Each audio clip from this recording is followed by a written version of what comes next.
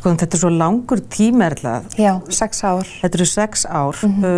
Sko, þú hefur væntanlega bara verið á sterkum verkjalyfjum. Já, alveg frá því bara ég kom úr aðgerð og ég þangað til í dag. Og þú varst ekki vön að taka neitt mikið inn áður? Varst þú bara ekkert í því? Nei, ekki neitt. Ég tók ekki einu svona Panodil þegar ég fekk mígreniköst.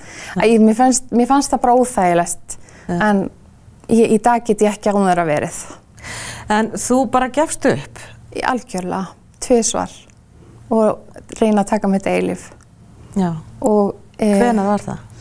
Það var, sem sagt, fyrir 2 árum, í maí.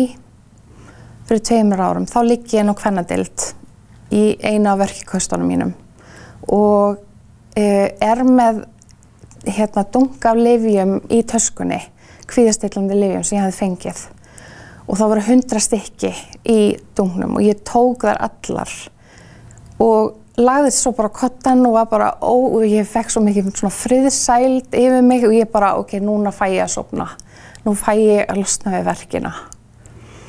En sem betur fer þá kom læknir sem vildi tala við mig mjög snögglega eftir þetta og hann sér að það eitthvað að og ég lá inn á gjörgæslu í sólarhring eftir þetta. Já.